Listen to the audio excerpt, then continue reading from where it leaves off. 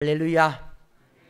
네, 많이 알려진 찬양 중에 주만 바라볼지란 제목의 찬양이 있습니다. 이 시간 먼저 가사를 한번 나누겠습니다.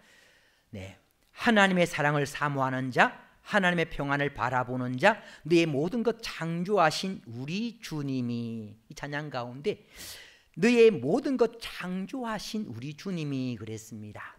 네, 우리는 우연히 있게 된 존재가 아니라는 거죠. 우리는 창조된 존재. 네. 하나님께서 우리 한 사람 한 사람에 대한 놀라운 계획을 가지시고 창조하셨다는 거죠.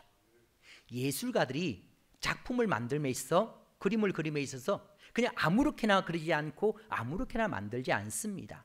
계획을 세우고, 계획을 세워서 그게 맞게 작품을 만들고 또 그림을 그리고 그렇게 하거든요. 하나님께서 그렇게 세밀한 계획 가운데 창조된 존재가 저와 여러분이라는 것 기억하시고, 너를 얼마나 사랑하시는지, 너를 얼마나 사랑하시는지. 그러니까 예술가들이 작품을 만들고 그 작품을 소중히 여기는 것처럼 하나님께서도 우리 한 사람 한 사람을 너무 소중히 여기셔서 사랑하신다는 겁니다.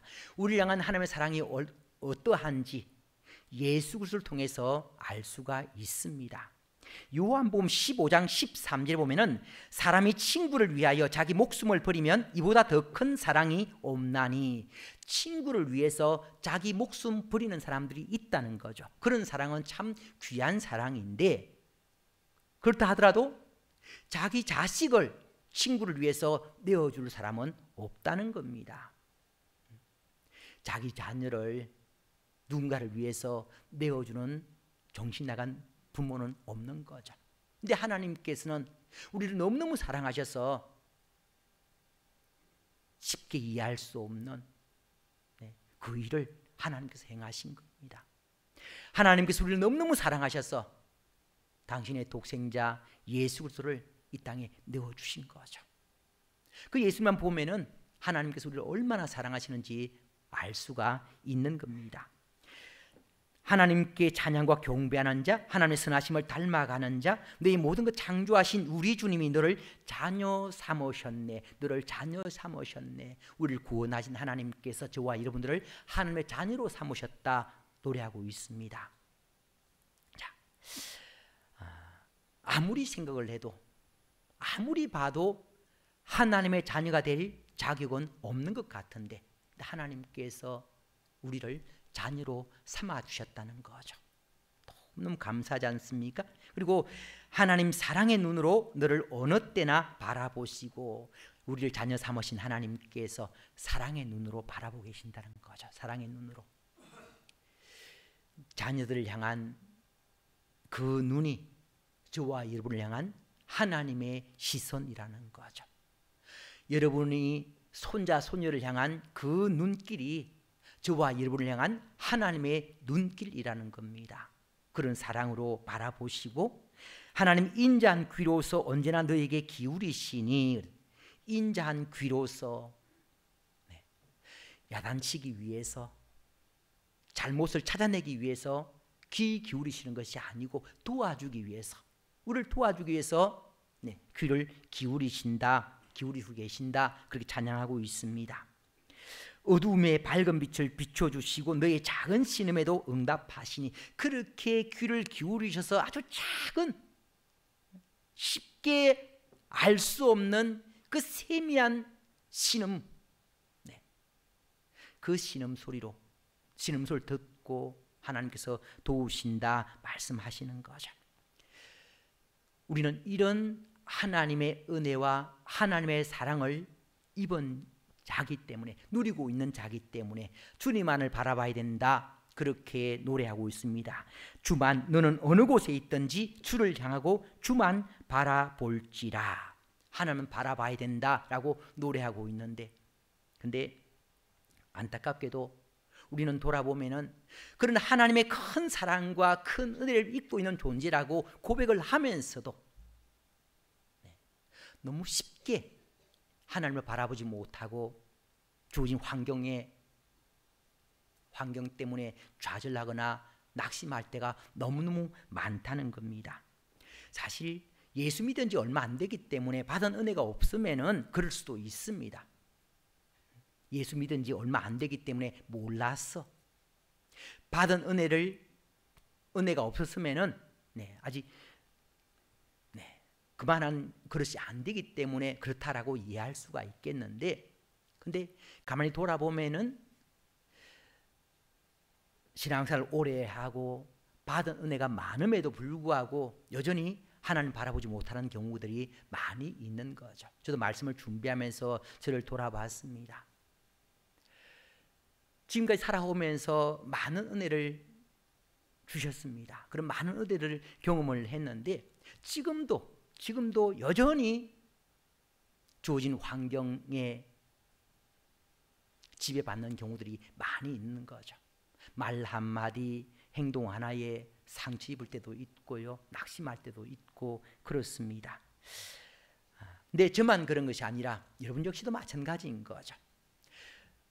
저와 여러분만 그런 것이 아니고 오늘 말씀의 주인공인 다윗도 마찬가지였다는 겁니다. 다윗 그러면은 굉장히 위대한 사람으로 알고 있지 않습니까? 근데 지극히 평범한 사람이고요. 그리고 이 다윗이 많은 고난을 겪었습니다. 성경 인물 가운데서 최고 많이 어려움을 겪은 사람 중에 한 사람이 다윗입니다. 많은 고난을 겪으면서 많은 고난을 겪었기 때문에 그만큼 또 많은 은혜도 경험한 거죠. 그래서 우리가 아는 것처럼 다윗은요, 많은 은혜를 경험했기 때문에 영적 배짱이 있는 사람이었습니다. 다윗을 죽이려고 애를 썼던 사람이 있었죠. 그 사람이 사울왕이 군사를 이끌고 다윗을 죽이려고 그렇게 애를 썼습니다. 그런 사울왕을 다윗이 죽일 수 있는 기회가 2번이나 있었습니다. 근데 다윗은 그 사울왕을 죽이지 않았거든요. 사울왕만 죽이면은 끝날 것 같은데 다윗은 죽이지 않을 정도로 영적 배짱이 있는 사람이었습니다. 어떻게 해서 다윗이 그 영적 배짱을 가질 수 있었는가 하면은 하나님께서 베푸신 은혜와 사랑 때문인 거죠. 하나님의 은혜를 경험했기 때문에 어떤 상황 가운데서 구원하실 확신이 있었기 때문에 영적 배짱이 있은 거죠. 이랬던 다윗이지만 또 블레셋으로 망명을 하는 실수를 저지르거든요. 다윗이 이런 하나님의 은혜를 경험하지 못했다 그러면은 그럴 수도 있겠다라고 생각이 되는데, 근데 수많은 어려움 가운데서 구원하신 하나님의 은혜를 경험을 했습니다. 그럼에도 불구하고 다윗이 블레셋으로 망명하는 실수를 저질렀는데, 이 모습을 통해서 우리의 모습을 발견할 수가 있습니다. 수없이 많은 은혜를 경험했지만 스스로 넘어지는 우리의 모습, 다윗과 똑같다는 거죠. 때문에 지금 현재 내가 서 있다고 해서, 지금 현재 나에게 주어진 직분, 또 내가 신앙생활을 해왔던 연륜들 자랑하면서 교만할 수 있는데 교만해서는 안 된다는 거죠. 고린도전서 10장 12절 말씀에 선줄로 생각하는 자는 넘어질까 조심하라 말씀하고 있습니다. 언제든지 다윗이 그랬던 것처럼 저와 여러분도 언제든지 넘어질 수 있다는 거죠. 때문에 절대로 교만하면 안 되고 겸손한 모습이 제로 모습이라는 것 기억하시고요. 근데 그래도 감사한 것은 그렇게 실수해서 블레셋으로 망명한 다윗, 그 다윗을 하나님께서 외면하지 않으셨다는 거죠. 실수로 죄를 저지른 저와 여러분들을 외면하지 않으신다는 것을 하나님께서 다시 한 번 더 보여주시는 겁니다. 오늘 여기에 대해서 말씀을 나누겠습니다. 다윗은요, 그동안 사울왕에 쫓기면서도 하나님만 바라봤습니다. 구원하신 하나님만 바라봤습니다. 그러다 보니까 도우신 하나님의 은혜를 많이 경험을 했는데요. 근데 이제 계속해서 고난이 주어지니까 다윗이 그만 지쳐버린 거죠. 지쳐서는 블레셋으로 망명하게 된 겁니다. 네. 그렇게 망명할 때에 기도하지도 않고 망명을 한 거죠. 다윗을 보면은 하나님만 바라볼 때는 영적 배짱도 있었고 믿음의 용기도 있었습니다. 하나님만 바라볼 때는 영적 배짱도 있었고 믿음의 용기도 있었는데 주어진 계속된 어려움 때문에 하나님 바라보지 못하니까 영적 배짱이 사라져 버린 거죠. 믿음의 용기도 잃게 된 겁니다. 결국 블레셋으로 망명을 했더니 이제 블레셋 왕 아기스가 다윗과 그를 따르는 사람들을 위해서 블레셋의 시글락이라는 한 마을을 이렇게 줘서 살게 했습니다. 그곳에서 다윗과 그를 따르는 사람들이 1년 4개월을 살게 됩니다. 근데 1년 4개월 동안 살면서 그곳에서 다윗의 삶은요, 영적으로 가장 암울했던 그런 시간이었습니다. 블레셋으로 망명한 다윗이 어떻게 살았는가 하면은 약한 나라 침범해서 빼앗고 또 죽이고, 약한 사람들 죽이고 빼앗고, 그러면서 강도짓을 하면서 살았습니다. 하나님의 백성이 그런 생활을 했고요. 블레셋 왕 아기스가 다윗에게 물었습니다. 뭐 하다 왔냐? 라고 했더니 다윗이 거짓말 하거든요. 약한 나라 침략해 놓고는 이스라엘 유다 지역에 그렇게 빼앗아 왔다고, 그렇게 또 거짓말도 하게 되고, 하나님을 바라볼 때는 영적 배짱이 있고 믿음의 용기가 있던 다윗이지만 하나님 바라보지 못하니까 이런 거짓말쟁이가 되고 강도짓을 하는 그런 사람이 된 겁니다. 참 이런 다윗을 보면서 우리가 정말 하나님 바라보는 것이 얼마나 중요한지 다시 한번 더 확인해 볼 수가 있는 겁니다. 흔히 그런 말 하지 않습니까? 하나님을 두려워하는 사람은 사람을 두려워하지 않는다. 그러나 하나님을 두려워하지 않는 사람은 사람을 두려워한다. 다윗이 하나님을 두려워할 때는 사울 왕도 두렵지 않았고 블레셋 왕 아기스도 두렵지 않았습니다. 근데 사람을 두려워하게 되니까 하나님을 두려워하지 않게 되고, 하나님을 두려워하지 않으니까 강도짓하고 거짓말하고 그러는 거죠. 예수 믿는 사람들은 하나님을 두려워하는 사람이 되어야 됩니다. 하나님을 두려워하지 않아야 세상 사람들을 두려워하지 않게 되거든요. 하나님을 두려워해야 말씀대로 살아갈 수가 있게 되는 겁니다. 다윗이 하나님을 바라볼 때에 어떤 모습이었는가 하면은 사무엘상 17장 37절입니다. 또 다윗이 이르되 여호와께서 나를 사자의 발톱과 곰의 발톱에서 건져내셨은즉 나를 이 블레셋 사람의 손에서도 건져내시리다. 건져내셨은즉 건져내시리다. 사자의 발톱에서, 곰의 발톱에서 구원해 주신 하나님께서 골리앗으로부터도 구원해 주실 것이다. 확신이 있었습니다. 하나님 바라볼 때는 다윗의 모습이 이랬던 거죠. 하나님께서는 이런 다윗의 모습이 저와 여러분의 모습이기를 원하십니다. 그런데 안타깝게도 다윗이 이런 하나님 바라보지 못할 때는 안타까운 그런 모습이었거든요. 강도의 모습이었고 거짓말쟁이의 모습이었고 그랬었습니다. 이런 다윗의 모습 보면서 다윗이 아주 특별한 존재로 생각했었는데 그것이 아니었다는 것을 알 수가 있는 거죠. 우리와 똑같은 평범한 한 인간이었습니다. 이랬던 다윗을 하나님께서는 외면하지 않으시고 또 다른 은혜를 준비하신 거죠. 그래서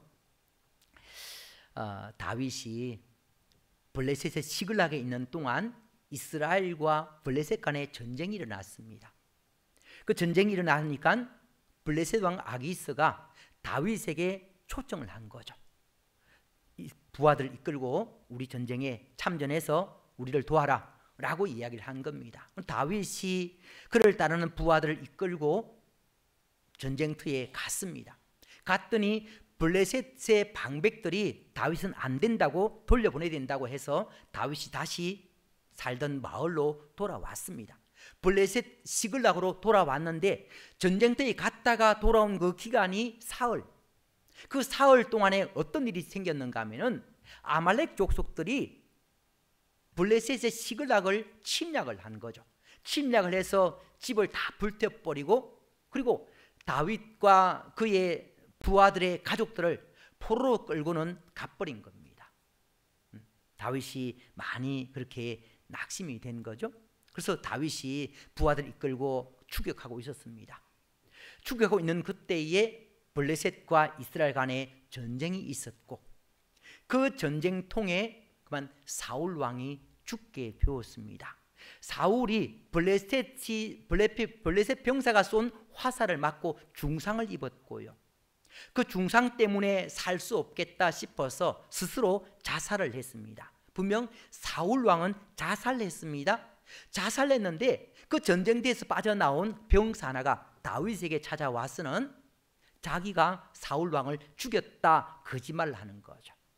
왜 이 사람이 거짓말을 했는가 하면은 평소에 사울 왕이 다윗을 죽이려고 했던 것을 잘 알고 있는 거죠.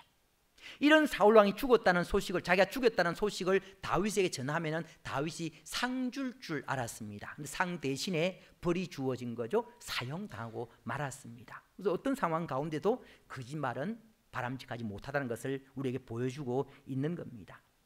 사울 왕이 죽었다는 소식을 들은 다윗이 하나님께 기도하는 거죠. 이제 앞으로 어떻게 될지를 하나님께 간절하게 기도했습니다. 그때 하나님께서 응답하시기를 다윗에게 헤브론으로 가라 말씀하시는 거죠. 헤브론으로 가라. 당시 여러 가지 상황을 볼 때에 길갈로 가라 해야 맞을 것 같습니다. 왜냐하면 사울 왕이 길갈을 수도로 해서 이스라엘 다스리고 있었기 때문에 그 사울 왕이 죽었으니까 당연히 길갈로 가서 이스라엘 전체의 왕이 되어야 될 것 같은데, 근데 하나님께서는 헤브론으로 가라. 헤브론은 우리로 말하면은 한 저 지방인 겁니다. 지방으로 가라 그러니까 이스라엘 전체의 왕으로서 바람직하지 못한 장소인 거죠. 근데 다윗이 그 말씀에 순종해서 헤브론으로 갔습니다. 갔더니 유다 사람들이 다윗을 왕으로 세웠거든요. 그래서 다윗이 유다 지파만의 왕이 되었습니다. 다윗이 유다 지파의 왕이 되어서 유다를 다스리고 있는 그때, 그때에 사울 왕의 신복이었던 아브넬이 사울 왕의 아들인 이스보셋을 왕으로 추대했습니다. 이스보셋이 왕이 되어서 유다 지파를 제외한 나머지 11지파를 다스리고 있었습니다. 한 지파를 다스리는 다윗과 이스라엘 11지파를 다스리는 이스보셋 비교하자면은 처음은 비교할 수가 없는 거죠. 11대1입니다. 11대1. 근데 중요한 것은 하나님께서 다윗과 함께 하시면서 다윗을 도왔다는 거죠. 사무엘하 3장 1절에 보면은 사울의 집과 다윗의 집 사이에 전쟁이 오래매 다윗은 점점 강하여 가고 사울의 집은 점점 약하여 가니라. 처음 시작은 다윗과 이스보셋이 많은 차이가 있었지만 점점 시간이 지나면서 그 차이는 좁혀졌고 나중에는 역전이 되었다는 거죠. 그 이유가 무엇인가 하면은 하나님께서 도우셨기 때문이다 말씀하는 겁니다. 사무엘하 5장 10절에 보면은 만군의 하나님 여호와께서 함께 계시니 다윗이 점점 강성하여 가니라. 하나님께서 다윗과 함께 하시니까 점점 강성하여져 갔다 말씀하고 있습니다. 하나님께서 함께 하심으로 말미암아 점점 더 강성하여져 가는 복을 누리시길 바랍니다. 그래서 예수 믿는 사람들은 지금 현재의 모습 가지고 절대로 평가해서는 아니 됩니다. 앞으로 어떤 일이 날지 아무도 모르는 거죠. 그 이유가 무엇인가 하면은 하나님께서 함께 하시니까요. 전능하신 하나님께서 만군의 여호와께서 함께 하시는 자는 절대로 무시하면 안 됩니다. 지금 현재의 모습으로 평가해서도 안 되고 판단해서도 아니 되는 거죠. 하나님 역사하시면은 얼마든지 귀하게 아름답게 쓰임 받을 수가 있다는 것 기억하시고요. 한 지파의 왕이었던 다윗이 이제 시간이 지나면서 이스라엘 전체의 왕이 되는데, 사무엘하 5장 1절에 기록하고 있는 것처럼 이제 하나님의 때가 되니까 이스라엘 전체의 장로들이 다윗을 찾아와서는 이스라엘 전체의 왕이 되어달라고 그렇게 부탁을 했습니다. 그렇게 해서 이스라엘 전체의 다윗이 왕이 되는데, 사무엘 선지자를 통해서 왕으로서 기름 부음 받고 난 다음에 전체의 왕이 되기까지 걸린 기간이 17년 6개월 17년 6개월 어마어마한 시간이죠. 왕으로서 기름 부음을 받을 그때에 하나님께서 왕으로 선택을 하셨습니다. 그렇게 선택받은 다윗이 이스라엘 전체의 왕이 되는데 17년 6개월이 걸렸다는 것을 통해서 우리에게도 하나님 뜻이 이루어지기 위해서는 때로는 많은 기간이 필요하다는 것을 알 수가 있습니다. 그 기간 동안, 그러니까 하나님 때까지 우리가 해야 될 일은 참고 인내하는 거죠. 금방 이루어지기도 하지만 때로는 오랜 기간이 걸릴 수도 있다는 것 꼭 기억하시고요. 잘 인내함으로 말미암아 하나님 예배하신 복들을 누릴 수 있는 여러분 되시기를 바랍니다. 사무엘하 5장 10절에 보면은 만군의 하나님 여호와께서 함께 계시니 그랬습니다. 만군의 하나님 여호와께서, 만군의 하나님, 모든 천사의 군대를 건드리시는 하나님, 이런 천사의 군대를 건드리시는 하나님께서 다윗을 도우시니까 다윗이 승승장구하는 거죠. 아주 거침이 없는 겁니다. 이렇게 다윗이 왕이 되어서 거침없이 정복해가는 이런 소식을 블레셋 사람들이 듣게 된 거죠. 사무엘하 5장 17절에 보면은 이스라엘이 다윗에게 기름을 부어 이스라엘 왕으로 삼았다 함을 블레셋 사람들이 듣고, 블레셋 사람들이 다윗을 찾으러 다 올라오매 다윗이 듣고 요새로 나가니라. 블레셋 사람들이 이제 한때 다윗이 블레셋으로 망명을 했기 때문에 블레셋의 신하였습니다. 블레셋의 신하였던 다윗이 이스라엘의 왕이 되었다 그러니까 이제 기선제압한다고 온 군대를 다 이끌고 이스라엘 쳐들어온 거죠. 온 군대를 다 이끌고 이렇게 쳐들어오니까 당시만 해도 다윗이 아직 이스라엘 왕이 된 지 얼마 안 되기 때문에 나라를 다 장악하지 못한 그런 상황이었습니다. 그런 상황에서 블레셋이 엄청난 군사로 쳐들어왔기 때문에 다윗의 위기인 거죠. 다윗이 하나님께 기도했더니 하나님께서 도와주셨고 그 도움으로 인해서 승리하게 되었습니다. 사무엘하 5장 20절 말씀입니다.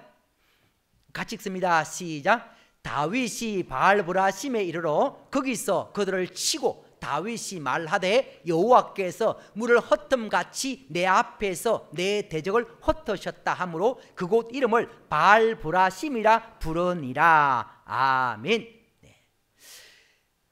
블레셋 군사들이, 블레셋이 엄청난 군사력으로 다윗을 쳐들어온 이 모습, 다윗 입장에서는 굉장히 위기적인 상황입니다. 블레셋이 엄청난 군사력으로 이스라엘 쳐들어온 것처럼 우리에게도 쉽게 해결할 것 같지 않는 그런 문제가 있을 수 있는 거죠. 위기적인 상황이 있을 수가 있는 겁니다. 때로는 경제적 문제 때문에, 때로는 질병 때문에 이런 위기적인 상황이 주어질 수 있거든요. 그런 위기적인 상황이 주어졌을 때에 하나님께서 다윗을 도우셔서 물을 흩음같이 다 흩으셨습니다. 바알브라심의 은혜를 허락해 주셨습니다. 그러면서 우리에게도 말씀하시는 거죠. 우리에게 주어진 문제, 우리를 답답해하고 우리를 정말 숨통을 쪼르는 것 같은 그런 상황이 주어진다 하더라도 하나님께서 바알브라심의 은혜를 내려줄 수 있다는 거죠. 중요한 것은 다윗이 어떻게 해서 바알브라심의 은혜를 입을 수 있었는가 하는 겁니다. 그러면서 바알브라심의 은혜를 입기 위해서 우리에게 필요한 것이 무엇인가를 또 가르쳐주고 있는 거죠. 네, 바알브라심이요. 다윗이 바알브라심의 은혜를 입기 위해서 먼저 한 것이 무엇인가 하면은 하나님께 기도했다는 거죠. 사무엘 5장 19절입니다. 다윗이 여호와께 여쭈어 이르되 내가 블레셋 사람에게로 올라가리까. 다윗이 여호와께 여쭈어 이르되 하나님께 간절하게 기도했다는 거죠. 네. 블레셋으로 망명할 때는 기도하지 않았던 다윗이 이제 주어진 문제 앞에서 하나님께 기도했습니다. 바알브라심의 은혜를 입기 위해서 우리에게 정말 중요한 것, 하나님께 기도하는 것이라는 거죠. 기도하는 것.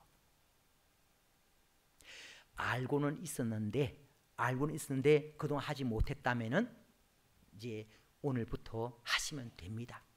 주어진 문제 앞에 좌절하거나 낙심하기보다는 다윗이 그랬던 것처럼 기도하는 것이 바람직한 모습인 거죠. 그렇게 기도했더니 하나님께서 말씀을 주셨습니다. 사무엘하 5장 19절 하반절에서 20절 말씀 보면은 여호와께서 다윗에게 말씀하시되 올라가라. 내가 반드시 블레셋 사람을 네 손에 넘기리라 하신지라. 다윗이 바알브라심에 이르러 하나님께서 올라가라 말씀하셨고 다윗이 그곳에 올라갔다는 거죠. 도착했다는 겁니다. 하나님 올라가라라고 말씀을 하셔도 무시하고 올라가지 않았으면 바알브라심의 은혜를 입을 수가 없는 거죠. 누릴 수가 없는 거죠. 올라가라라고 말씀하셨을 때에 쉽지 않지만 블레셋이 엄청난 군사로 진을 치고 있기 때문에 올라가는 것이 쉽지 않지만 믿음을 가지고 올라갔다는 겁니다. 주어진 문제 가운데에서 말씀에 순종하는 것이 쉽지 않지만 다윗은 순종을 했다는 거죠. 이게 중요한 겁니다. 다윗과 우리의 차이점인 거죠. 네. 다윗은 기도했고 말씀에 순종까지 했습니다. 우리도 기도하고 말씀에 순종할 때에 바알브라심의 은혜가 임하게 될 줄 믿습니다. 자, 오늘 주만 바라볼지라 찬양 가사를 나누면서 시작을 했습니다. 그 찬양 가사처럼 우리는 일반적인 존재가 아닌 거죠. 하나님께 너무나 소중한 특별한 존재라는 것 기억하시기 바랍니다. 뿐만 아니라 하나님께 우리 한 사람 한 사람은 우리의 형편과 상관없이 하나님의 사랑스러운 자녀라는 것 기억하시고요.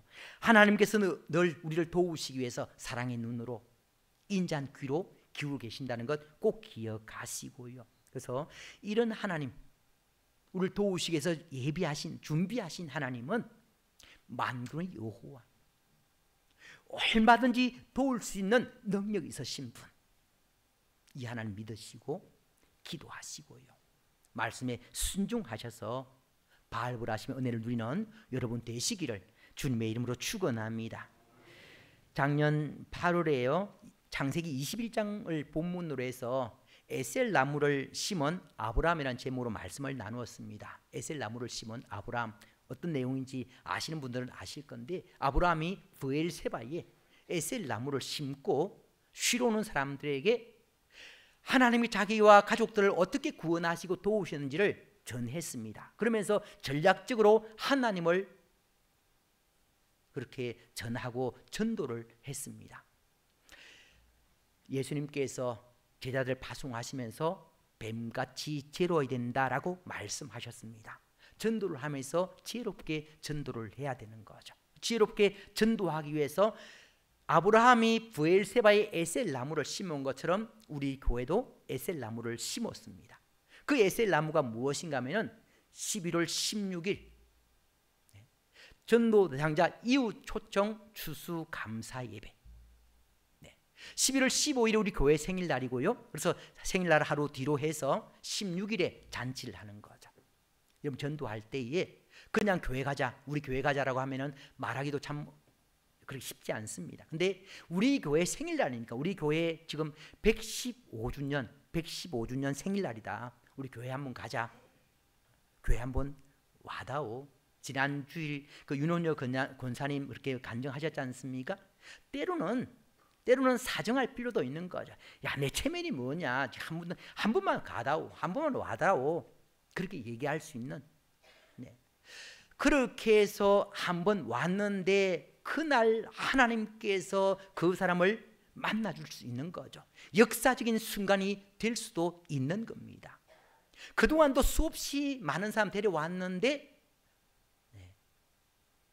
그날뿐이었다라고 생각할 수도 있습니다. 그날 데려왔지만 그날 하나님 못 만날 수 있습니다. 그런데 반대로 그날 데려왔는데 지금까지는 하나님 못 만났는데 그날 하나님 만날 수도 있거든요. 우리가 해야 될 일은 초청하는 거고 나머지는 하나님께 맡기는 거죠. 분명 하나님께서 놀랍게 역사해 주실 줄 믿습니다. 원래 추수감사절이라는 것이 나만 참여하는 것이 아니고 나의 가족과 더불어서 도움이 필요한 사람들까지 초청해서 함께 절기를 지키라고 하나님 명령하셨습니다. 그래서 추수감사절 기억하기도 좋지 않습니까? 추수감사절이고 또 우리 교회 생일날이고 그러니까 말하기도 좋고 그래서 전도를 그날 많이 초대를 해서 교회로 모셔오면은 또 여러분들이 모셔온 분들을 위해서 교회에서는 조그만한 선물도 준비를 했습니다. 초청하신 여러분들에게 부끄럽지 않게 하기 위해서 이렇게 선물도 준비했으니까 많이들 초청하셔서 그날 우리가 기도할 테니까 오늘 전도 대상자 명단도 내시고 해서 같이 기도해서 우리 진동교회 역사적인 그런 날로 만드는데 잘 적극적으로 협조해 주시기를 주님의 이름으로 부탁을 드립니다. 기도드리겠습니다. 하나님 아버지, 또 귀한 말씀을 통하여 우리에게 교훈 주셨습니다. 어렵고 힘든 일을 앞두고 정말 중요한 것이 무엇인지 말씀을 통해서 교훈해 주셨습니다. 다윗처럼 기도하는 저희들 되게 도와주시고 말씀에 순종하는 저희들 되게 도와주시옵소서. 기도하고 말씀에 순종함으로 말미암아 바알보라심의 그 은혜를 누릴 수 있는 저희들 되게 도와주시옵소서. 예수님 이름으로 기도드리옵나이다. 아멘.